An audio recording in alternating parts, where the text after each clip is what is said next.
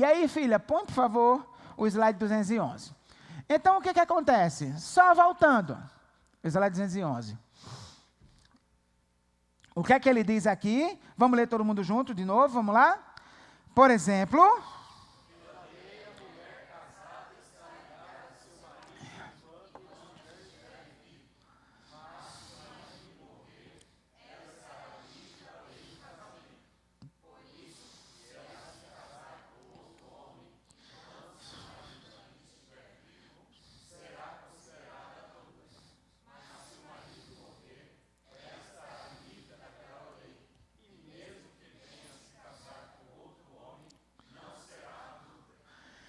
Então, o que acontece? Paulo, parece que ele parte do princípio que ele entende o casamento como uma instituição indissolúvel. Paulo entende que se uma pessoa casou-se com alguém e ela se separa desse alguém e casa-se com outra pessoa, ela está cometendo um adultério, porque o seu cônjuge está vivo. Se o cônjuge morrer, acabou o casamento. Acabou a validade do casamento. Consequentemente, a partir daquele momento, ela está livre para casar com quem quiser. E aí, o que acontece? Uma vez que Paulo parte desse princípio, nós vamos dar uma olhada em vários textos na Bíblia que ensinam sobre a questão do casamento, para que a gente tenha uma ideia geral, um pano de fundo razoável na teologia bíblica sobre o que Deus pensa sobre casamento, sobre divórcio e sobre novo casamento. Tá? O que acontece? Começando por Gênesis capítulo 2, versos do 22 ao 24, onde tudo começou. A gente chegou a ler isso, acho que a gente encerrou nessa passagem na quarta-feira passada. Com a costela que havia tirado do homem, o Senhor Deus fez uma mulher e a trouxe a ele. Disse, então o homem, esta sim é osso dos meus ossos e carne da minha carne.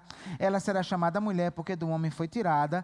Por essa razão, o homem deixará pai e mãe e se unirá à sua mulher, e eles se tornarão uma só carne. Nós vimos que antes de Deus fazer Adão adormecer para fazer Eva, Deus tinha mandado Adão dar nome aos animais. E Adão percebeu que os animais todos tinham o seu correspondente, né? E eu não sei se Adão olhou e ficou tentando testar. Olhou para a girafa, olhou para ele, não combina, né?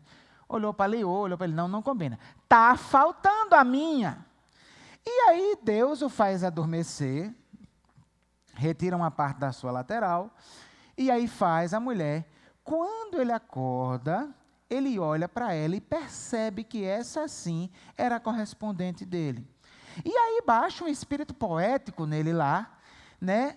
E aí ele faz uma poesia, deve ter se apaixonado loucamente por aquela mulher, e quando eu falo sobre casamento, eu gosto de brincar falando isso. Imagina como deveriam ser Adão e Eva, né? A boniteza do mundo todo estava ali, feitos diretamente da mão de Deus, né? Então, não comia salsicha, não comia mortadela, não tomava refrigerante. Então, não tinha celulite, não tinha estria, não tinha... O negócio devia ser perfeição, né?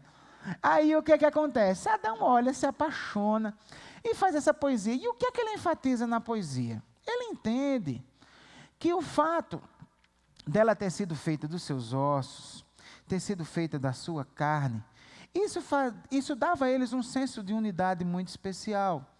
E aí, por isso, ele dá o nome a ela também. E embora esse não seja o tema do nosso estudo, mas é importante mencionar, isso mostra claramente que desde o início, independente do pecado, existe uma liderança do homem sobre a mulher no casamento. Porque nas culturas antigas, quem dá nome ao outro é porque tem uma liderança sobre o outro. Tá? Então, o que acontece? E Adão é quem dá o nome de Eva, não é Deus, é Adão. E Adão dá a ela o nome de Ishá, que em hebraico significa mulher. Em hebraico, o homem é Ish. Então, dando a ideia de que ela veio de mim, porque até na língua, a raiz do nome mulher é o nome homem, né? Macho, fêmea, enfim. Então, o que acontece? o narrador, depois da poesia de Adão, ele completa dizendo assim: por essa razão, deixará o homem pai e mãe, se unirá à sua mulher, e os dois se tornarão uma só carne. O que é que ele quer dizer com isso? Uma vez que um veio do outro, que compartilham a mesma matéria-prima, esses dois se tornam um só. O casamento, no casamento acontece algo que não acontece em nenhum outro tipo de relacionamento. O casamento, 1 mais 1, se tornam um só. Essa unidade, do ponto de vista de Deus, é o relacionamento mais profundo que pode existir entre dois seres humanos. Eu até falei sobre isso quarta-feira passada.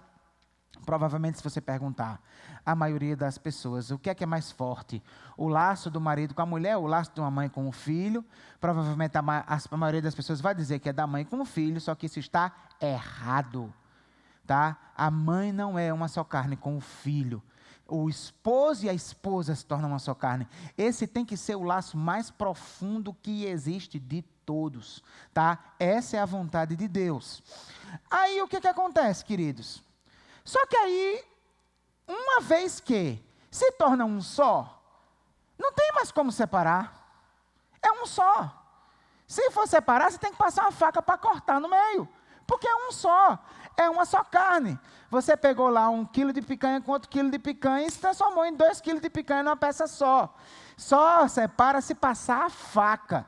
Por isso que é tão traumático, por isso que é tão doído e por isso que é tão problemática a separação. Sempre vai ser. Sempre vai deixar marca, sempre vai ser terrível.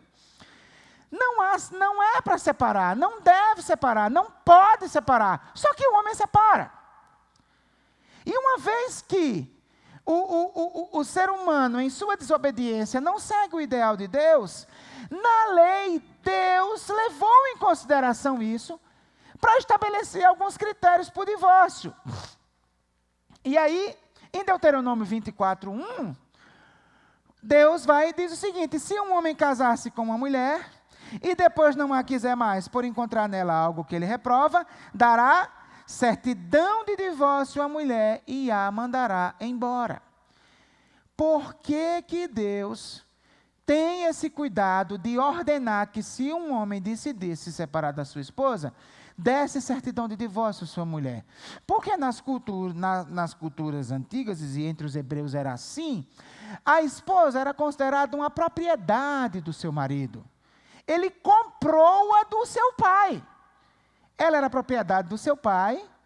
Uma vez que ele acertou o casamento, ele pagou o dote, ou seja, ele comprou a mulher. Ela passa a ser dele. E aí o que acontece? Uma vez que ele se separasse da sua mulher, que ele se divorciasse dela, ela ia ser jogada na rua.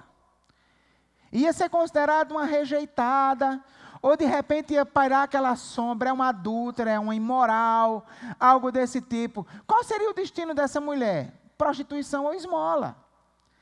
Então parece que Deus, para proteger a mulher, partindo do princípio que aquilo é uma sociedade patriarcal, e que o cara simplesmente, porque em alguma coisa da sua mulher ele não gostou, ele dispensava a mulher, ele vai e estabelece a certidão de divórcio. Porque aquilo era um documento que a mulher podia chegar e dizer: olha, não sou uma vadia, não sou uma vulgar, está aqui. O cara estabeleceu que não me quis mais. Simplesmente não me quis mais. Mas eu sou uma mulher decente. Então aquele documento era o documento que dava àquela mulher a chance de seguir a sua vida. E inclusive de encontrar outro marido. Essa era a lógica da coisa. Você está entendendo? Deus não estava naquele momento dizendo: gente, divorcia. O importante é dar o documento. Por que não era assim? Porque se você for lá em Malaquias capítulo 2, verso 16, você vai ver a declaração do próprio Deus: eu odeio o divórcio, diz o Senhor, o Deus de Israel. Então Deus não estabeleceu o divórcio. Deus não permitiu o divórcio. Deus olhou para uma sociedade em que os homens simplesmente se divorciavam e regulamentou o divórcio, muito provavelmente para proteger a parte mais fraca, a mulher. Essa é a única lógica da coisa, tá? Essa é a única lógica da coisa. Então, o que acontece? O que está no coração de Deus é: casamento não se dissolve. O que está no coração de Deus é: casamento é para sempre. A única coisa que dissolve o casamento é a morte. Tanto é que Jesus foi questionado em relação a isso. No próximo, aqui está o Deuteronômio, mas não é, Marcos capítulo 10, tá? Porque eu vou fazendo Ctrl+C, Ctrl+V, aí aproveito para a formatação, colo só no meio, e depois ajeito no meio, aproveito as aspas, e aí às vezes eu esqueço de mudar a referência. Foi isso que aconteceu. Esse texto está em Marcos 10. O que é que o texto diz? Respondeu Jesus: Moisés escreveu essa lei por causa da dureza do coração de vocês. Ele está se referindo a Deuteronômio, tá? Mas no princípio da criação, Deus os fez homem e mulher. Por esta razão, o homem deixará pai e mãe e se unirá à sua mulher, e os dois se tornarão uma só carne. E olha essa declaração incrível de Jesus. Assim, eles já não são dois, mas sim uma só carne. Não são mais dois. Portanto, uma vez que não são mais dois, né? O que Deus uniu, ninguém os separe. O que Deus uniu, ninguém os separe. Então, Jesus restaura o sentido correto de Gênesis. Ele está dizendo: gente, vocês estão querendo saber quais motivos dão direito a vocês de se divorciar? Deixa eu dizer uma coisa, vocês estão pensando que Moisés estabeleceu aquilo que era a vontade de Deus para a vida de vocês? Não. Moisés simplesmente sabia que na vida real as pessoas se divorciam e pronto. Deus também sabia disso. E por causa dessa dureza de coração, ele vai e regulamentou aquilo ali. Mas o princípio, a vontade de Deus está expressa em Gênesis. Uma vez que não deixa de ser dois e passa a ser um, o que Deus uniu não deve ser separado. E aí Jesus vai e faz a seguinte declaração: todo aquele que se divorciar de sua mulher e se casar com outra mulher, estará cometendo adultério contra ela. E se ela se divorciar de seu marido e se casar com outro homem, estará cometendo adultério. Tá? Uma vez que o casamento não se dissolve, quando você se separa e casa de novo, para Jesus, você está cometendo adultério.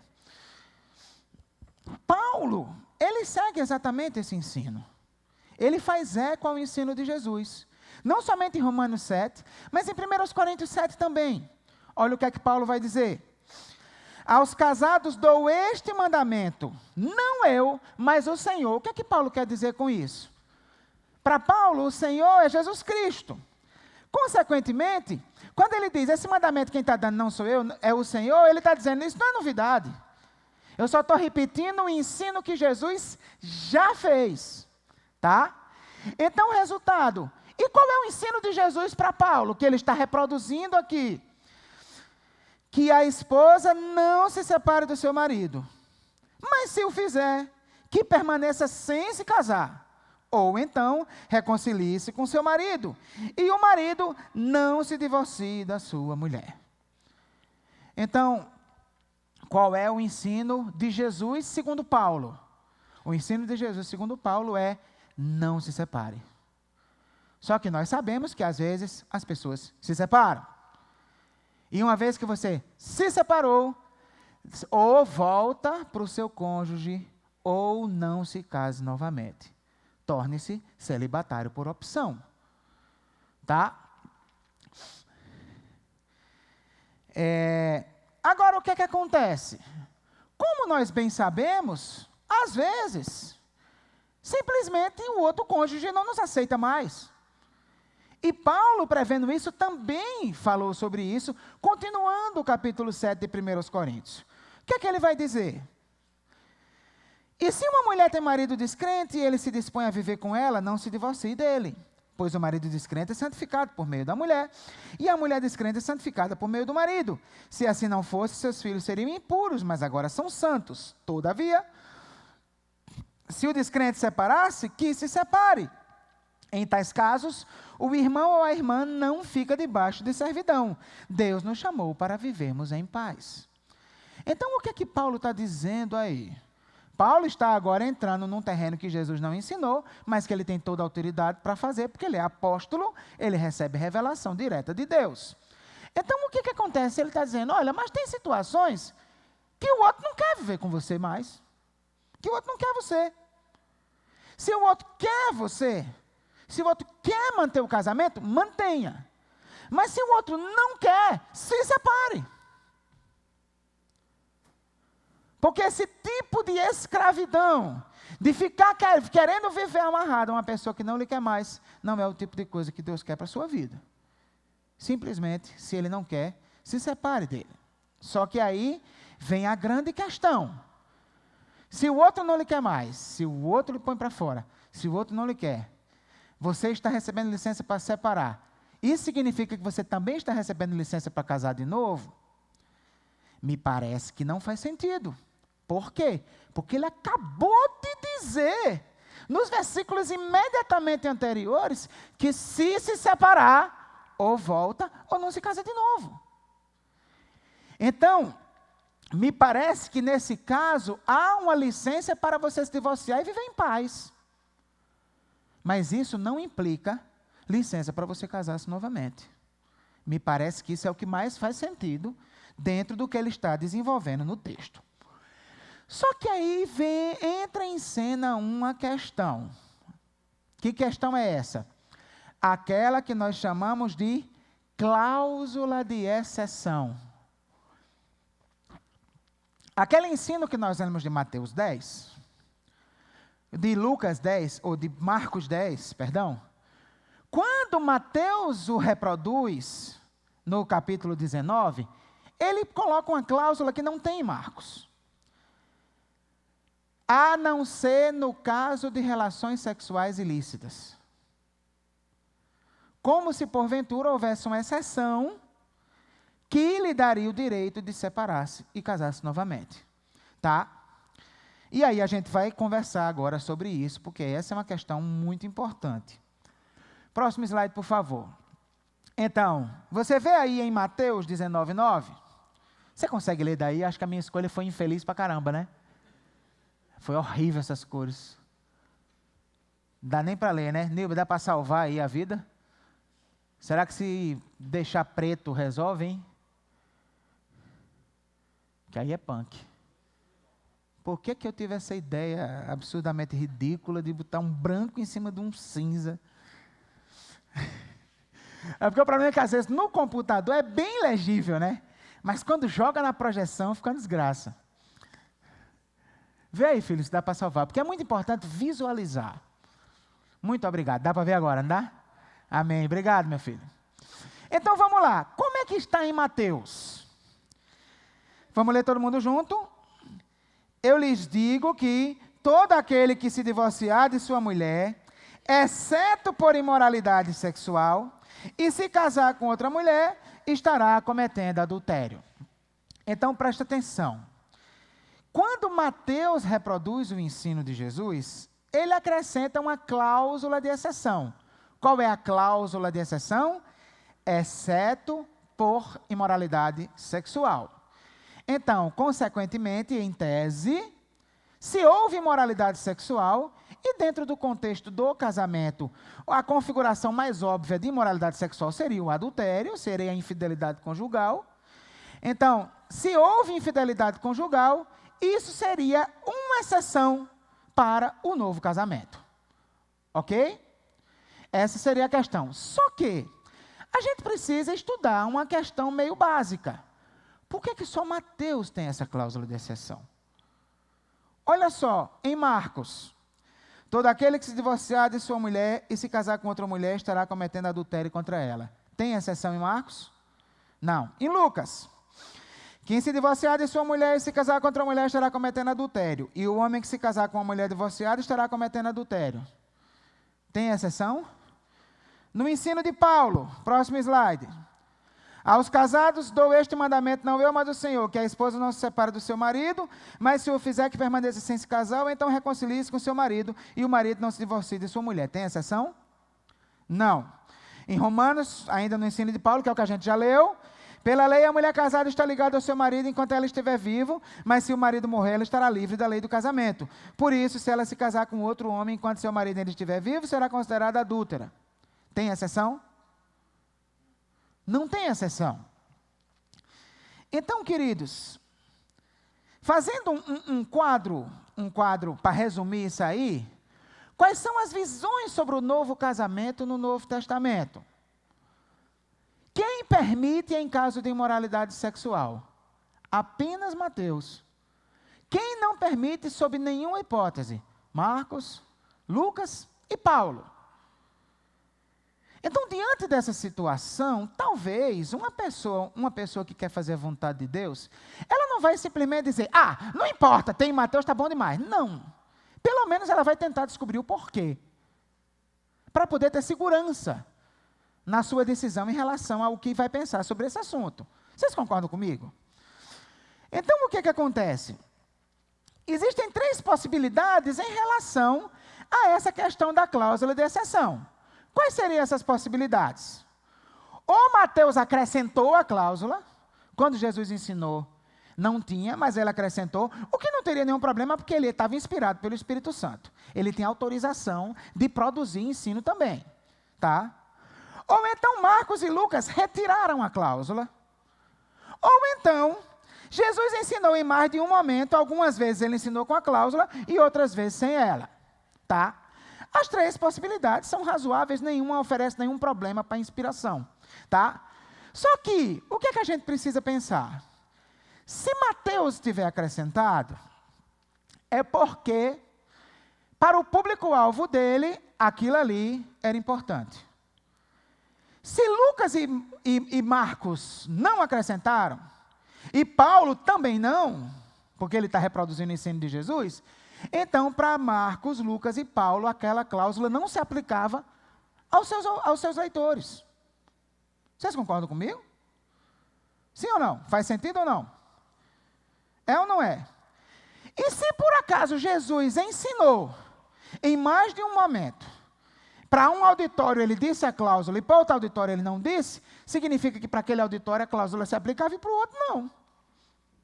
E aí, por que Mateus escolheu o ensino dele que tinha a cláusula? Porque para as pessoas para quem ele escreveu, aquela cláusula era importante, aquilo ali era necessário colocar, e porque Marcos e Lucas não preferiram um ensino que não tinha cláusula? Por causa disso.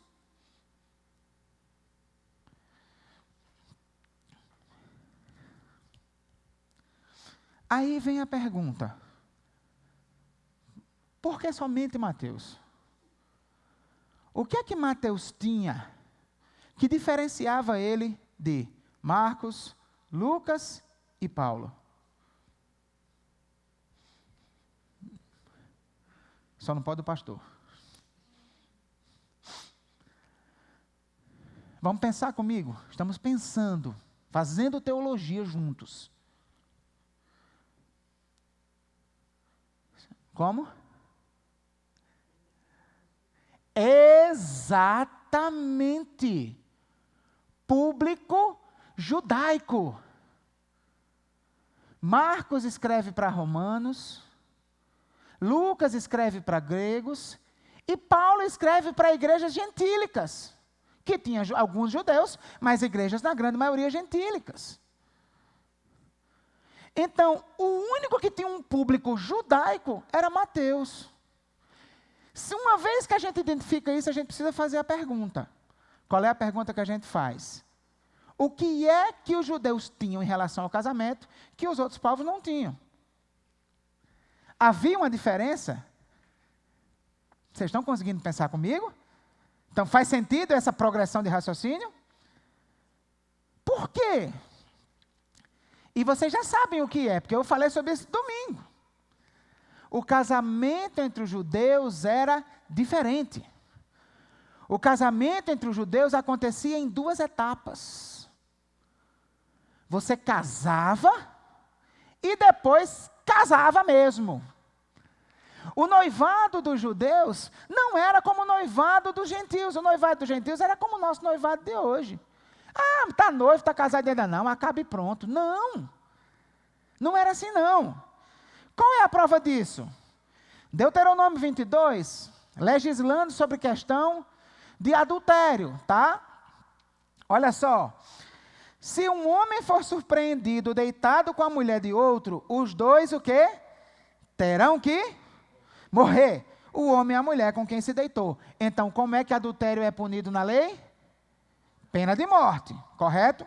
Aí ele continua. Eliminem o mal do meio de Israel.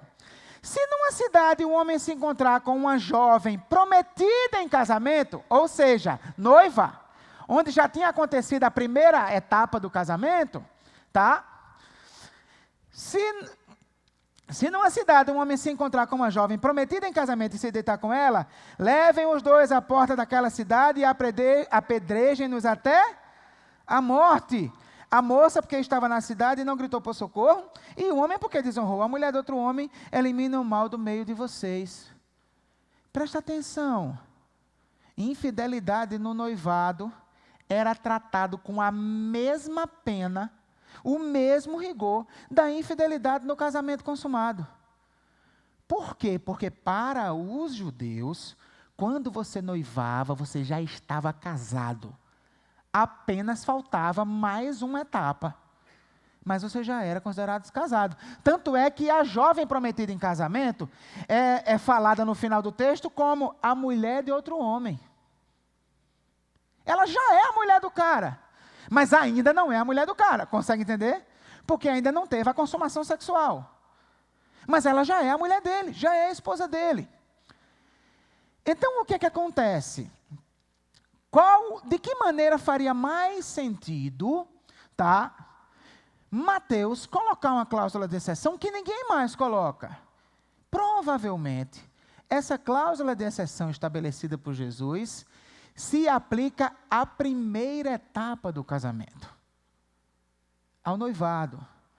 No caso do noivado, a infidelidade conjugal dá direito ao sujeito desfazer e casar com outra pessoa. Até porque o casamento não se consumou por completo ainda. Mas no caso do casamento consumado, não. Como os gentios só tinham casamento consumado, Marcos, Paulo e Lucas cortam isso do ensino deles. Porque para eles não se aplicaria.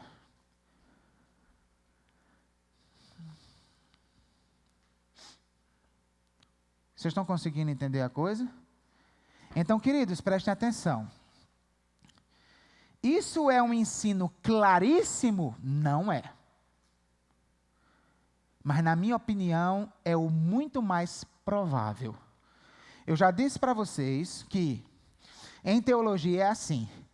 Existe o campo da certeza, o campo do provável, o campo do possível e o campo do não sei.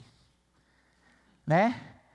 Então, tem coisas que são do campo do não sei, não faço a menor ideia. Tem coisas que são do possível, olha, possivelmente, né? Tem coisas que são do campo do provável, é o mais provável. Mas a Bíblia não é tão clara a ponto de eu poder dizer que é certeza. Mas tem coisas que a Bíblia é claríssima ao ponto de eu poder dizer com certeza. Esse assunto, na minha opinião, está no campo do provável. O mais provável é que quem se separou não deve se casar de novo. E ponto final. O adultério não dá licença para novo casamento. Ele daria naquele contexto do casamento judaico. Isso é o provável. Eu não tenho certeza.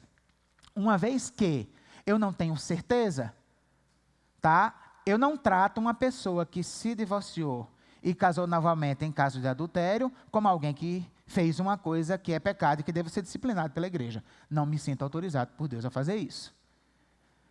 Porque não é certeza, é provável. Mas como é provável, ou seja, para mim é muito mais provável ser assim do que ser de outro jeito, eu não celebro o casamento de gente divorciada. Porque se eu fizer, eu estou traindo minha consciência diante de Deus. Então, como pastor, eu não celebro e não vou ao casamento também. Se me convidar, eu não vou ao casamento. Então, a igreja já sabe disso. Eu disse isso quando a igreja me entrevistou, para se eu viria ou não, e a igreja já ficou sabendo disso. E ainda assim me quiseram, tá? Então, o que é que acontece? Como é no campo do provável, tá? Eu não celebro, eu estaria quebrando minha consciência diante de Deus. Não vou ao casamento. Mas a pessoa casou, eu trato com amor, pastoreio, cuido dela do mesmo jeito. Porque eu não estou autorizado a tratá-la como alguém que deve ser disciplinada, porque não é certeza. Deu para entender isso aí? Ficou alguma dúvida em relação a isso? Então, o que é que acontece? Se você é divorciado em caso de infidelidade, em caso de adultério, tá? Você foi traído, se divorciou e vai casar de novo, tá certo? Não se preocupe, eu não vou discriminar você. Mas eu nem celebrarei seu casamento, nem irei lá. Então você precisa saber disso. Mas não haverá nenhuma discriminação. Tá bom? Então, isso aí é importante que fique claro. Tem mais um problema, gente, que para mim ainda faz eu ficar mais seguro que o mais provável é isso. Olha só, pensa comigo nesse problema aqui. Joga o próximo slide, por favor, filha. Não, o próximo. Não, pronto, volta aí. Isso aí era só o resumo do que eu já expliquei. A cláusula de exceção, portanto, se aplicaria ao contrato de noivado dos judeus, mas não ao casamento consumado. Como os gentios não tinham esse costume, a cláusula não aparece nos ensinos dos apóstolos que escreveram para eles. Tá? Só lendo o que eu já expliquei. Aí agora eu quero levantar mais um problema para o negócio ficar mais complicado ainda na cabeça e a gente queimar nosso juízo. Caso o adultério permita o novo casamento, se alguém quer deixar o cônjuge atual e casar com outra pessoa, é só cometer um adultério. Pois não.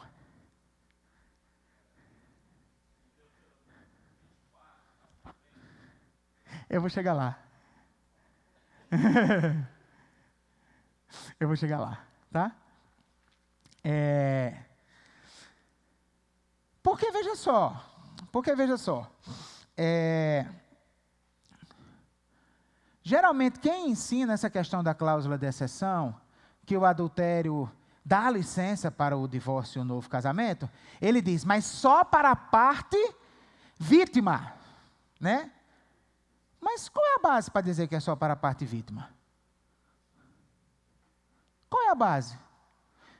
Olha só, por exemplo, em Mateus 5:32, quando ele está falando lá no Sermão do Monte, mas eu lhes digo que todo aquele que se divorciar de sua mulher, exceto por imoralidade sexual, faz que ela se torne adúltera, e quem se casar com a mulher divorciada estará cometendo adultério. Preste atenção. Preste atenção. Foi a mulher que quis a separação? O cara que botou a mulher para fora. Concorda comigo? Não é o que está dizendo? Só que mesmo o cara tendo botado a mulher para fora, o texto diz que se ela, que foi botada para fora, casar de novo é adultério.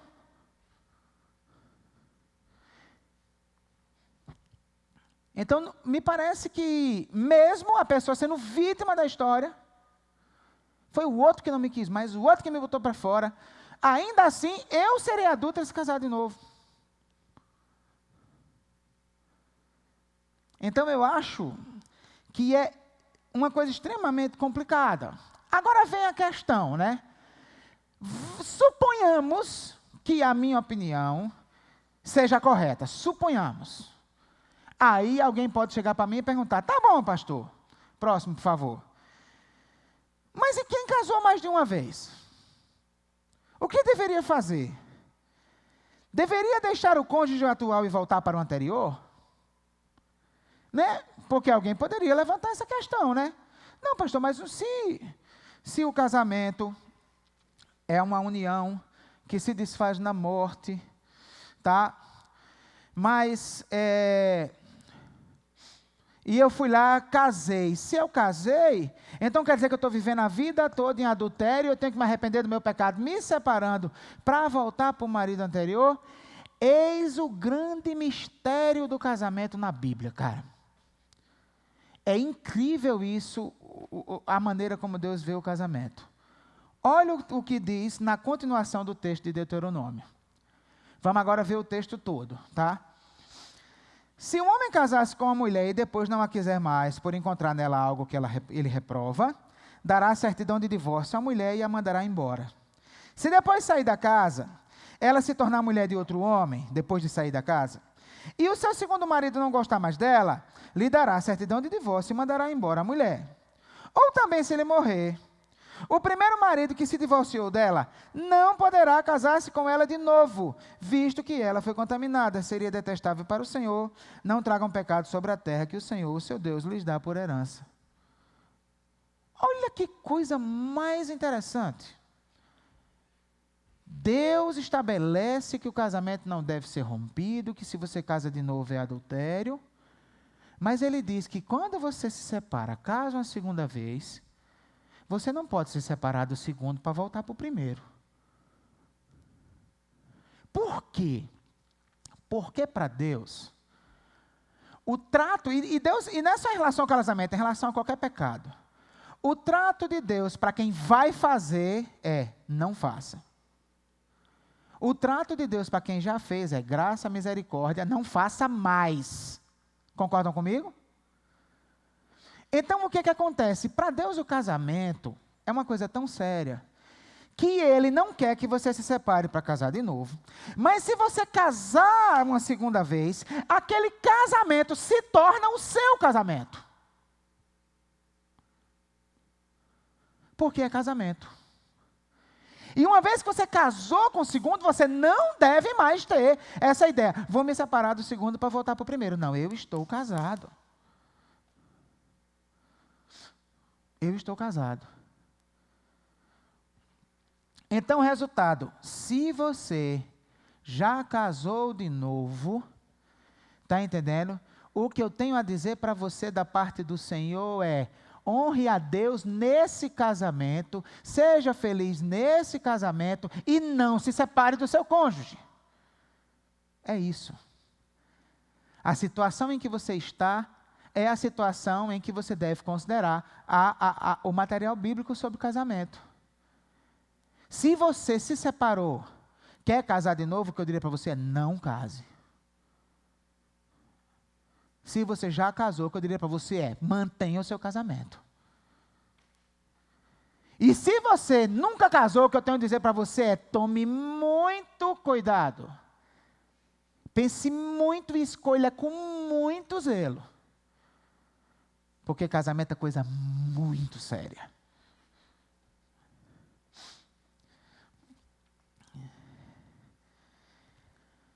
O último slide. Embora o novo casamento não seja o ideal de Deus, uma vez que ele acontece, a misericórdia de Deus o torna tão válido quanto o primeiro. Tá? A ponto de que, se o cônjuge abandonar o segundo para voltar para o primeiro, configura-se também um adultério. Então, a grande lição é: casamento é coisa séria demais para Deus. Portanto, se você não casou ainda, escolha com muito cuidado a pessoa com quem vai casar. E caso seja casado, cuide do seu casamento. Independente de ter sido o primeiro, ter sido o segundo, etc. Filha, abra 1 Timóteo 3 aí para mim. Como ainda tem 5 minutos, eu vou fazer uma última questão aqui, que não estava no script, tá? Agora, esse material de legislação, de preceito para o casamento, ele está válido sobre os crentes, mas se o sujeito quiser ser pastor, a situação para ele é pior. Tá? E é importante eu falar que tem alguns aqui que estão querendo cometer essa loucura boa, e tem uns que já cometeram com o Nilber, né? Então, filha, próximo, vai passando aí. Ó, pronto, volta. Então, o que é que o texto vai falar sobre o bispo, né? O presbítero e pastor, que é tudo a mesma coisa. É necessário, pois, que o bispo seja irrepreensível, para a pessoa poder ser um pastor, marido de uma só mulher. Queridos, O pastor não pode casar-se uma segunda vez. Se ele casar-se uma segunda vez, ele está inapto para o ministério. Oi? Como? Não, a viuvez acaba. A viuvez encerra. Aí ele está falando realmente a questão de recasamento. Porque era uma coisa comum na sociedade da época. Como é hoje também, né? Então, o que é que acontece?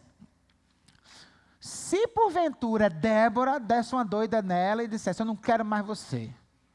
Eu quero casar com um magro que tenha cabelo. Não quero mais um gordo careca não, bababá, essa coisa toda. Enfim. De repente ela não me quer mais. Se eu me divorciasse dela, eu continuaria apto para o ministério. Porque eu não fiz nada de errado. Ela que me repudiou. E se ela me repudiou, a Bíblia diz que eu não me sujeito a julgo de escravidão. Mas eu não posso casar de novo. Se Débora adulterasse, e mesmo que eu cresce que o adultério me dava licença para casar de novo, por ser pastor, eu não poderia. Porque para ser pastor, eu tenho que ser marido de uma só mulher. E aí, aqueles que tentam arrumar brechas na lei, porque infelizmente no nosso meio, inclusive no meio batista, está cheio de pastor que casou 2 vezes, 3 vezes. Tem um pastor lá do Rio de Janeiro, que eu não vou dizer o nome do sujeito, evidentemente, mas que ele se separou da primeira mulher, casou com a segunda mulher, se separou da segunda mulher, casou com a terceira, se separou da terceira e voltou para a segunda. Loucura, loucura, loucura. Mas enfim, existe esse tipo de coisa, infelizmente, tá? A partir do momento que há um novo casamento, está inapto para o ministério. Quem quer arrumar brecha na lei vai dizer, não, mas esse esposo de uma só mulher significa que ele não deve trair a esposa. Não pode ter 2 mulheres ao mesmo tempo. Mas peraí, se ele está falando de quê? De poligamia? Aonde você encontra poligamia no Novo Testamento? Me diga um caso de poligamia. Na sociedade sob o Império Romano, a poligamia era proibida, não existia poligamia. Está entendendo? Então, como é que ele ia ser esposo de mais de uma mulher ao mesmo tempo? Além do mais, no capítulo 5 do mesmo livro 1 Timóteo, quando Paulo está falando para você inscrever as viúvas para a igreja ajudar financeiramente, ele diz que você deve escolher as viúvas que tiveram uma vida decente. E o texto diz que tenha sido mulher de um só marido. A mesma expressão, só invertida. Será que ele está pensando em quê? Em poligamia? Não existia mulher com 2 maridos, 3 maridos. Isso aí, nem nas sociedades polígamas nunca existiu. Então, o que é que acontece? É a mesma expressão. Então, se você é pastor, não pode casar de novo. Se um dia Débora me deixar ou me trair, o meu casamento acabar, eu vou ter que escolher. Ou o ministério, ou casar novamente. Simples assim. Porque para o pastor o buraco é mais embaixo. Ouviu? Está ciente? Então, assim, eu como pastor da igreja, não seria jamais autorizado por Deus a investir na vida de uma pessoa que queira ser pastor, que já casou uma segunda vez. Se ela for divorciada e estiver disposta a ser celibatária, eu posso fazer. Eu oro e de repente posso até fazer. Mas se tiver pelo menos querendo casar de novo, não. Aí está completamente fora do esquema. Ok? Você ainda quer falar, Saulo? Deu para...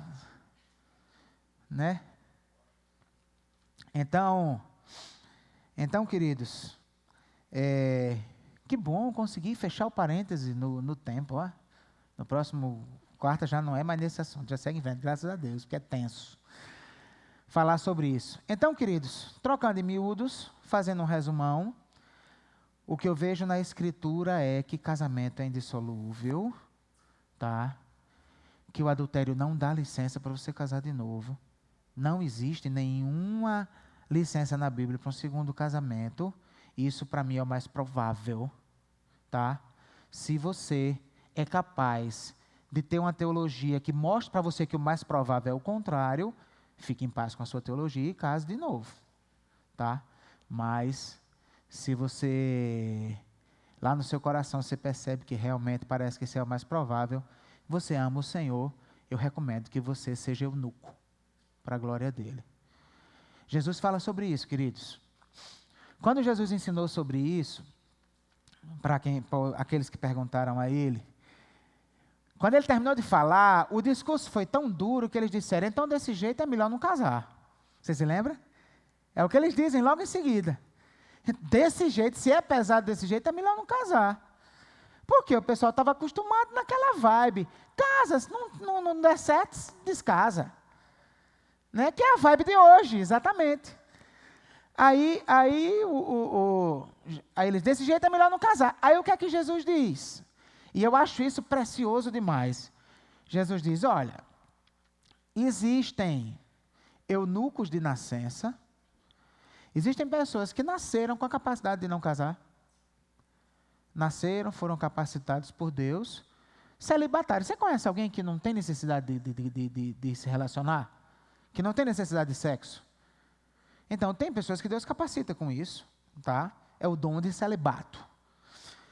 Jesus diz, existem aqueles que foram feitos eunucos, ou seja, no caso daqueles escravos que a pessoa vai lá, castra e tal, né? E existem aqueles que se fazem eunucos pelo reino de Deus.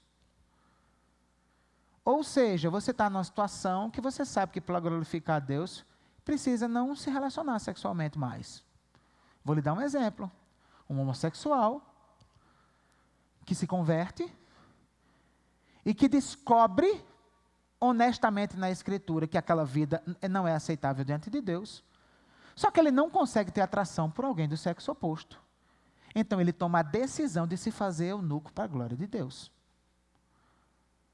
O divorciado, que olha na Escritura e reconhece na Escritura que não tem licença para casar-se novamente, e ele se faz eunuco para a glória de Deus. É isso que Deus espera de quem quer fazer a vontade dele. Mas eu volto a dizer a você, estou no campo do provável. Se você consegue ver na Bíblia que é mais provável o outro lado, fique em paz com a sua posição. Tá bom? Deus nos abençoe. Vamos ficar em pé?